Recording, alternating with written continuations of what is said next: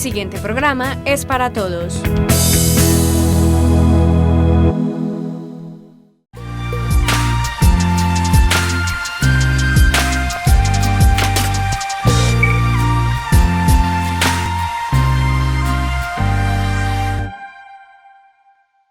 Televidentes, buenas noches y bienvenidos a una nueva entrega de Signos Vitales, el espacio que desde la televisión de los andinos hacemos para orientarlos, acompañarlos y educarlos en temas que tengan que ver con la promoción y prevención de su salud y su bienestar. Hoy vamos a hablar de la acupuntura y para eso nos acompaña el doctor Pedro Alonso Jaimes Rasprilla, un doctor con muchísima experiencia en este campo y en general pues en la medicina del municipio de Andes. Doctor, bienvenido a Signos Vitales. Muchas gracias, Marianita. Vamos a tratar de, en estos cortos tiempos, de explicarle lo que es la acupuntura y la podemos empezar a definir como un método para tratar la enfermedad que fue originada en China y hace parte de la medicina tradicional china, que consiste en la estimulación de puntos en la piel para lograr que el paciente se recupere. Esta estimulación generalmente se hace con agujas. Hay diferentes puntos por donde se puede punzar y determinar y cuadrar la energía, que es lo que los chinos de por sí manejan. Es bueno notar que el término de acupuntura viene de acus, punto, y puntura, pinchazo. También podemos decir que la acupuntura nos llegó a Occidente en 1930, que fue traída por los jesuitas, y podemos decir también que la acupuntura se tiene conocimiento en la historia desde hace miles de años. El libro amarillo, unos 100 años antes de Cristo, ya nombraba la acupuntura. En ese momento se hacía con punzones de piedra o de madera, y posteriormente ya se utilizaron las agujas de pero entonces sus orígenes remontan desde ese tiempo. La acupuntura tiene dos ramas, una que es la acupuntura china, que manejan la energía. Ellos dicen que la energía que entra por todo el cuerpo, circula por todo el cuerpo, nos va a generar en un momento dado, si hay un desbalance de esta energía, la enfermedad o la salud. Está también la medicina occidental, la acupuntura occidental, en las cuales nos dice que al punzar un punto se produce un reflejo mucovisceral, dermovisceral, o sea, de la piel a las vísceras, cutáneo visceral, que desencadena la estabilización del órgano afectado. O sea que serviría entonces para el dolor. Se utiliza para el dolor, para esguinces, para cefaleas. Ahora vamos a hablar un poquito de eso. Bueno, pero entonces es importante hablar, cuando uno habla de acupuntura y de medicina tradicional china, tenemos que hablar de la energía, porque ellos se basan en eso. Entonces, uno tiene una energía que es el chi, según los chinos. Esta energía, pues no solamente la tiene el cuerpo humano, sino que el universo, todo se mueve, los astros se mueven por la energía. Entonces, el hombre es un microcosmo donde tiene esta energía. Esta energía circula por todo el cuerpo, ellos lo denominan el chi.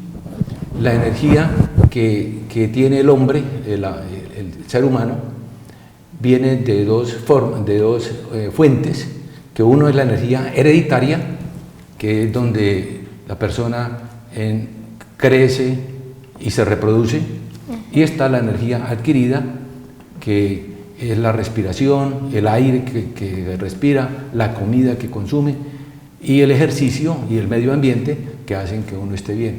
Entonces, esa energía que es el chi, es del que podemos nosotros hablar en un momento dado. Tenemos que el chi tiene estas dos formas, que es el yin y el yang.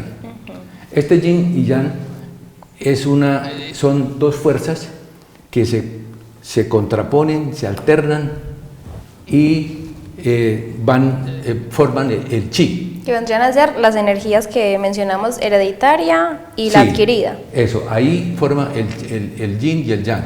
El yin y el yang forma la energía que es el chi. Esto hay un balance, ahí hay un balance. Entonces, cuando se produce, digamos, el yang llega a su máximo de expresión, comienza a generarse ya el yin. Yo pongo como similitud, por ejemplo, el día y la noche. El día es yang y la noche es yin.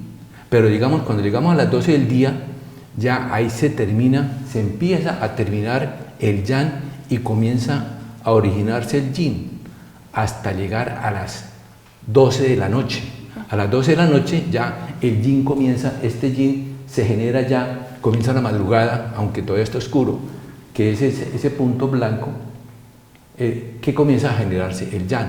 Esa oscilación entre el yin y el yang forman el chi, y si eso está estabilizado no hay enfermedad. Pero es difícil también, doctor, mantener eso Sí, estabilizado. pero generalmente pues se debe dar para que la persona funcione. Los chinos clasifican el yin y el yang, por ejemplo, el femenino, masculino, pasivo. Digamos, yin es femenino, yang es masculino. La noche es yin, el día es yang. Por ejemplo, lo húmedo pues está lo seco, la tierra, el cielo. Todo lo contrario. Entonces, unas son yin y otras son yang, ¿no? El yin es lo que retrocede, el yang es lo que avanza. Entonces, estas energías son contrapuestas, pero deben estar alineadas de tal manera que no haya un exceso de yin o un exceso de yang, que es lo que produce la enfermedad. La energía, hay una circulación de la energía. Entonces la energía circula por unos canales. Vamos a adelantar un poquitico aquí. Este, por ejemplo, es el meridiano, que se llama también meridiano, que es el meridiano del pulmón. Pero entonces quiero hablar un poquito de la energía. La energía comienza en el pecho. Hay los meridianos toman unos nombres de los órganos. Por ejemplo, tenemos órganos yang y órganos yin. Los órganos yin son los que reservan la energía y los órganos yang son los que producen la energía. Entonces, y eso se van alternando también. Entonces, por ejemplo, tiene el meridiano del pulmón, él sale por los brazos, acá, y llega a la punta de los dedos. Allí engancha con el meridiano de intestino grueso y llega a la cabeza. Allí engancha con el meridiano de estómago y baja a los pies. Ahora lo vamos a ver en detalle. Entonces ahí va circulando la energía, llega a los pies, el meridiano de estómago, y engancha con el meridiano de vaso. Una vez el meridiano de vaso pasa al meridiano de corazón, el meridiano de corazón vuelve a las manos y vuelve otra vez con el meridiano de intestino delgado, engancha con el meridiano de vesícula biliar, baja por la espalda, llega a los pies, engancha con el meridiano de riñón, este sube y termina en los pies, en el tórax. Una vez en el tórax, engancha con el meridiano de pericardio, ya el meridiano de pericardio baja a las manos, sube a la cabeza, allí coge el de vesícula biliar, baja a los pies, engancha con el meridiano de hígado y sube el meridiano de hígado y se conecta con el meridiano de pulmón. Eso lo debe saber todo acupunturista. Claro. Porque es el flujo de energía que nosotros vemos acá, más o menos igual.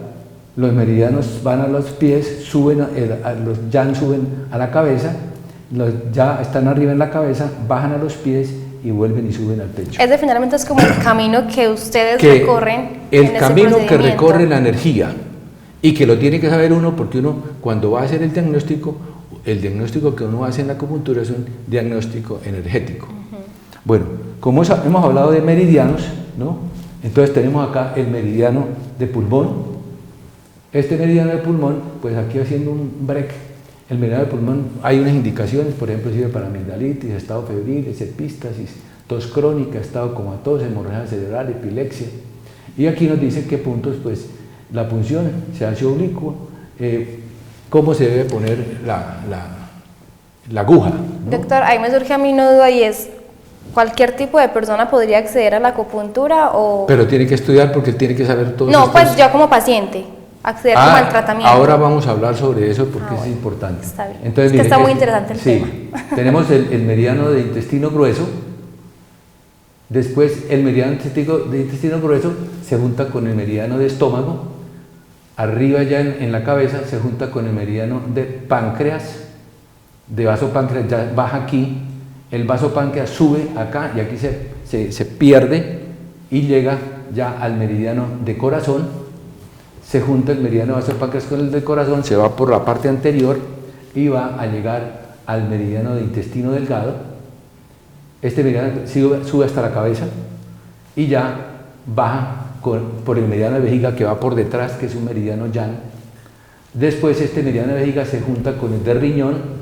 Aquí, por ejemplo, el meridiano de vejiga pues sirve para cefalea, lumbalgia, dolor lumbar, dolores en los muslos, piernas, pie. Entonces aquí se junta el meridiano de vejiga, se junta con el meridiano de riñón. El meridiano de riñón sube hasta el pecho. Esta es una imagen ya del meridiano de riñón. Y ya el meridiano de riñón llega aquí al pecho y pasa a lo que es el meridiano del pericardio. El meridiano del pericardio llega hasta la punta de los dedos y se junta con el meridiano del triple recalentador.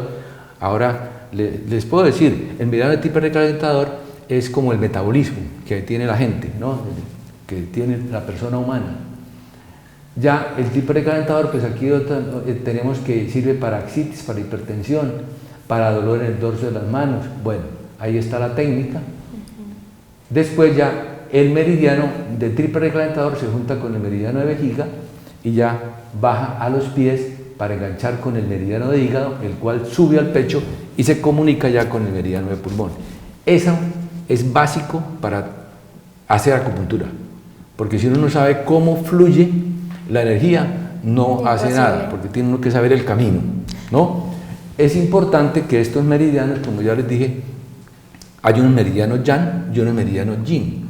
Los meridianos yin van por la parte delantera, entonces esos acumulan energía, son el pulmón, el corazón, el hígado, el riñón, el vaso y tenemos el pericardio. Son 6. Y los meridianos yang son los que van por la parte externa y dorsal de la persona, esos son los yang. Entonces tenemos que son el estómago, el intestino grueso, el intestino delgado, la vejiga, la vesícula biliar y el triple recalentador, que es como el metabolismo. Esos son 12 meridianos en el cuerpo. Estos son los que circulan con toda la energía. Bueno, doctor, está muy interesante el tema de los meridianos. Pero tenía que explicarles sobre todo lo que es la energía y lo de los meridianos, porque esa es la base de la acupuntura. Esa es la base clave. Bueno, doctor, hagamos acá una pausa, pues ya hemos hablado de los puntos meridianos muy importantes para conocer también como esa navegación por la cual nos iremos en este programa. Vamos a hacer una pausa muy pequeñita para una tanda institucional.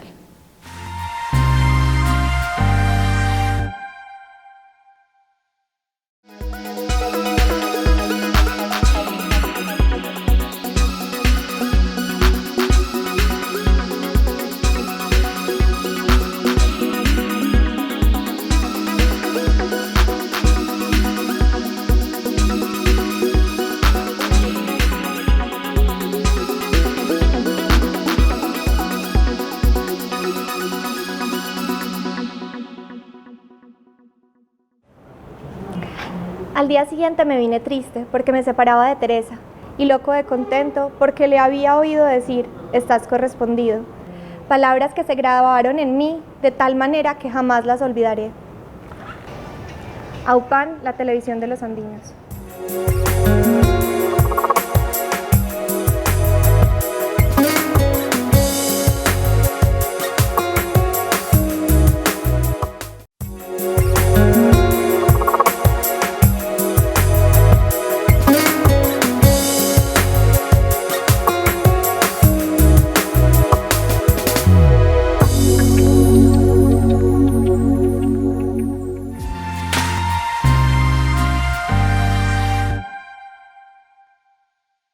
Continuamos en este espacio de salud. Hoy estamos hablando de la acupuntura. Antes de la pausa hablábamos y conocíamos de esos meridianos o los puntos pues por los que finalmente pasa la energía y todo ese proceso que debemos tener muy claros para conocer bien ese tema y para saber pues también de qué estamos hablando un poco. Doctor, quisiera que en esa parte nos fuéramos ya como tal al procedimiento. ¿Cómo es el procedimiento? ¿Esto cómo se realiza? ¿Cualquier persona puede acceder a este tratamiento o cómo son ahí las indicaciones? Bueno, vamos a empezar por el último ático que lo podemos resumir.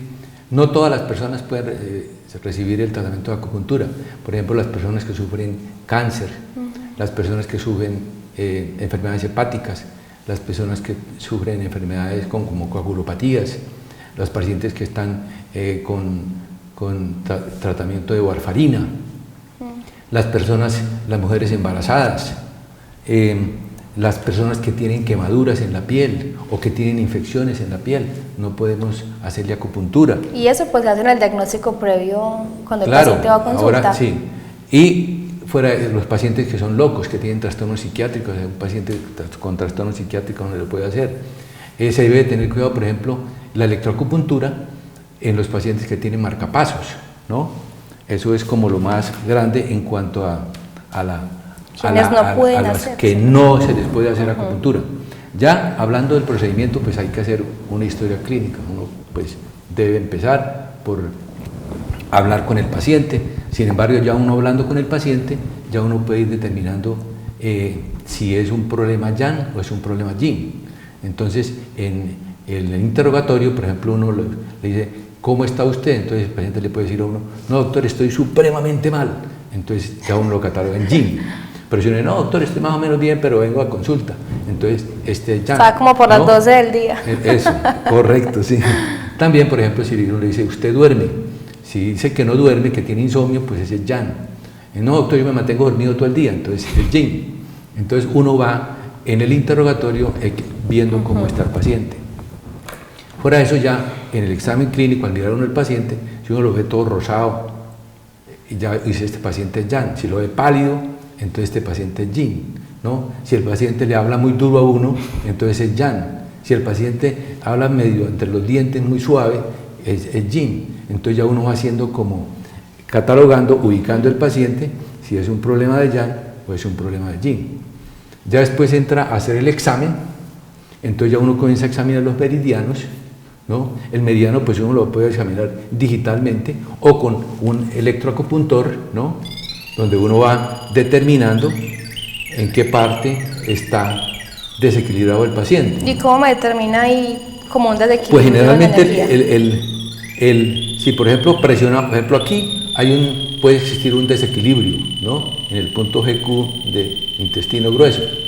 Pero entonces ya para uno tratarlo, entonces ya uno pulsa el aparatico y puede ubicar. En lugar de pulsar, puede uno poner una aguja, que ahora vamos a hablar de cómo se pone la aguja. Ya uno entonces, después de determinar estos puntos y estos meridianos, uno va tocando los meridianos y va marcando con un lápiz los puntos donde están desequilibrados. Y ya termina haciendo un diagnóstico energético. El diagnóstico energético puede ser, este paciente tiene exceso de Yang o tiene exceso de Yin, ¿no? Y dependiendo de eso, ya uno, y mirando los puntos, donde generalmente son puntos dolorosos de los meridianos, entonces ya uno va a tratar esos puntos, va a estimular esos puntos. ¿Cómo se hace la estimulación? Se hace con agujas. Bueno, aquí se nos quedó entre el tintero el meridiano vasogobernador, que es un meridiano extraordinario, diferente a los que hablamos. Ese va por detrás, por toda la médula, y está el meridiano de vasoconcepción, que va por toda la mitad. Estos son extraordinarios. Bueno, entonces ya uno puede utilizar agujas. Estas agujas también puede utilizar, vamos a ver si aquí tenemos, bueno, hay diferentes tipos de agujas. Hay unas, generalmente las agujas varían entre 3 centímetros y 10 centímetros. Bueno, eso para pacientes que le tengan fobia a las agujas, descalificados para el procedimiento. Hay agujas que son de oro y hay que son de plata. Las agujas de oro sirven para tonificar. Entonces, si el paciente tiene muy bajo el yin, hay que ponerle una aguja de oro para tonificar. Y hay agujas de plata, cuando hay exceso de yang, entonces se le debe poner una aguja de plata. Fuera de eso, la mayoría son agujas de acero para la parte distal con una envoltura de cobre. El diámetro de estas agujas varía entre 0,1 milímetro y 0,3 milímetros, o sea, son muy delgaditas. Fuera de las agujas tenemos esto que es la moxibustión, que hay una planta muy corriente en China, que es la Artemisia simensis. Ellos hacen con picadura, porque eso lo pican, y ponen en los puntos de acupuntura y lo prenden con un cerillo y lo ponen a quemar. Ese calor sobre los puntos hace el tratamiento. Cuando ya está llegando al final, uno quita el... También utilizamos cigarros donde se utiliza el calor. Entonces tenemos las agujas, tenemos el calor, tenemos la moxibustión, tenemos la electroacupuntura, tenemos la digitopuntura, ¿no? Estos son otros tipos de agujas en las cuales se va a poner.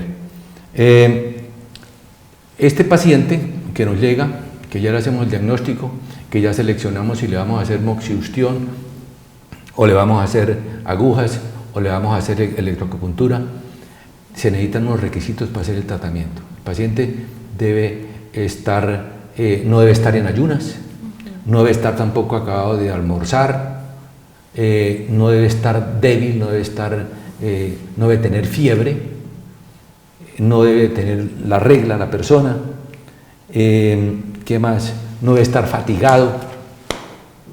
También si está miedoso o angustiado, entonces uno tiene que calmar al paciente, dejarle un ratico que se haga como al ambiente para poderlo tratar. La posición, ya digo, bueno, este paciente no tiene fiebre, no tiene la regla, está calmada, no está agitada, entonces ya uno, para las primeras sesiones, el paciente debe estar acostado para poner las agujas, ¿no? Ya después de la segunda, tercera, ya lo puede uno poner sentado para ponerle agujas en unas partes posteriores. Estas agujas, generalmente, hay que estar uno pendiente de ellos porque hay veces que les da el hipotimia, o sea, pierden el conocimiento, entonces uno tiene que estar alerta que no se nos vaya a desmayar. Delicado. De los tipos de agujas ya hablamos, las agujas de oro, agujas de plata, agujas de acero. Eso sería como lo que me preguntó. El procedimiento. Doctor, antes de continuar hablando del tema, es importante también darle espacio a esos televidentes que escucharon el tema y por supuesto se interesaron también en conocer un poquitico más allá. Vamos a ir entonces con nuestra primera pregunta en consulta rápida. Hola doctor, buenas tardes. ¿Cuántos puntos de acupuntura existen? Bueno, en cuanto al número de puntos, están clasificados 361, que es los que tienen todos esos meridianos que vimos nosotros. Sin embargo, en los últimos tiempos han descubierto más puntos y ya casi que llegan a 1000. Entonces es más dispendioso para los acupunturistas manejar este tema. Claro que sí. Bueno, doctor, vamos con la siguiente pregunta para seguir hablando más de ese tema, pero bueno, esto también tiene que ver mucho con lo que estamos hablando. Vamos a conocer la pregunta. Doctor, yo quisiera saber si la acupuntura es dolorosa. Bueno, si el manejo es con agujas, que generalmente se hace con agujas, es doloroso, ¿no? A pesar de que uno prepara el punto, uno lo percute, le da un masajito, de 1 a 5, lo aplica. doctor, ¿cuánto sería el grado de dolor? Más o menos. No, eso sí depende por gente que no siente el dolor. Ah, bueno, sí. ¿No? Como otra gente que pega el brinco, ¿no? Entonces, de por sí duele. E incluso después de la punción dura aproximadamente unas 48 horas con el problema ahí. Pero entonces el paciente, después de uno poner la aguja, entonces el paciente inicialmente siente el dolor, después siente como un entumecimiento, una sensación de peso, después un entumecimiento y después un hormigueo. Eso es más que todo lo que los pacientes dicen, o los que hemos experimentado una aguja, eso es lo que se siente en cuanto al procedimiento, si es doloroso o no. Bueno, doctor, pues hablando como de ese tema y de lo doloroso que puede ser, ¿cuántas sesiones necesitaría como mínimo un paciente para comenzar a ver Más o menos resultados en el tratamiento? entre 7 y 10. Y digamos, yo comencé con agujas, pero me quiero cambiar de técnica porque está siendo muy doloroso para mí. ¿Lo puedo hacer o debe ser como...? Pues generalmente depende de la patología, ¿no? Pero sí, porque muchas veces uno alterna la moxibustión, o sea, el calor, con las agujas. En algunas, es más, incluso uno pone la aguja y encima le pone el conito el conito o lo trata con calor. Moxibustión. Entonces uno va alternando dependiendo del paciente y de cómo esté. ¿Cuáles son de pronto entonces los cuidados o recomendaciones después de cada sesión? Porque pues usted lo ha mencionado, es un proceso delicado para el paciente. Sí. En primer lugar, el paciente después de cada sesión debe estar tranquilo, no debe ponerse a hacer ejercicio, debe tomar líquidos, debe estar relajado, porque se presentan unas reacciones secundarias en estos pacientes. Por ejemplo, les puede dar una lipotimia, o sea, les puede dar un desmayo, les puede dar también… ¿Durante o después del procedimiento? Después del procedimiento, les puede dar dolor de cabeza, les puede dar náuseas, les puede dar vómitos, les puede dar insomnio o también somnolencia.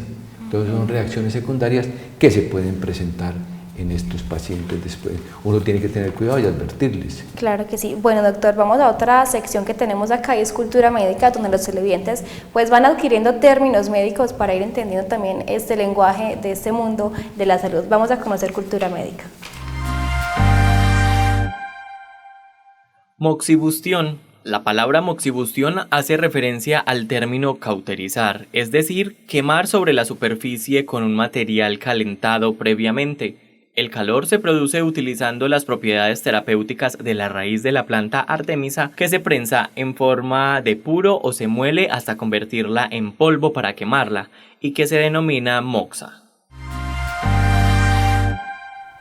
Bueno, ahí teníamos la palabra para esta emisión, ya vamos cerrando este espacio. Hoy hemos hablado de la acupuntura de la mano del doctor Pedro Alonso Jaimes. Doctor, pues ya se nos está acabando lamentablemente el tiempo con usted, pero quisiera como que antes de despedir le contáramos a los televidentes cuáles son como esos riesgos o efectos adversos de este procedimiento para que lo tengan también muy presente cuando piensen pues en acceder a esta práctica. Bueno, los riesgos grandes tenemos el neumotórax, o sea que se mete una aguja, perfora el pulmón y le haga un neumotórax al paciente. También si se le presiona, se pone una aguja en el área cardíaca, puede producir una punción del corazón, ¿no? O sea, un daño cardíaco. También otro grande es que en el meridiano de vesícula biliar y de vejiga que van por la espalda, al poner una aguja se le vaya la mano al acupunturista y presione la médula espinal. Eso es como lo más grande. Ya lo otro son los moretones, el dolor, muchas veces el sangrado, comienza a sangrar el paciente, donde uno pone el punto, entonces esa es otra alteración que hay que tener en cuenta. Esos son como los riesgos y los efectos adversos que se pueden presentar. Otra son las infecciones, que la aguja no esté bien esterilizada, al poner la aguja se forma una infección. Hay que tener entonces mucho cuidado dónde estoy acudiendo, ¿cierto? Dónde está acudiendo, porque debe ser un profesional que sepa de eso y sepa los riesgos que pueda tener. Bueno, doctor, pues se nos acabó el tiempo, pero muchas gracias por haber estado en ese espacio. Siempre será muy grato tenerlo en Signos Vitales como invitado. Muchísimas gracias a ustedes y espero que no queden tan confundidos con la medicina tradicional china, que de por sí es muy amplia y tiene muchas facetas. Dentro de estas tenemos este método terapéutico que es la acupuntura. Bueno, doctor, muchas gracias. A ustedes también, televidentes, gracias por seguir conectados cada semana con este espacio de salud. Los espero mejor la próxima semana para abordar otro tema. Recuerden que aquí le apostamos al cuidado de su salud y de su bienestar. Hasta pronto.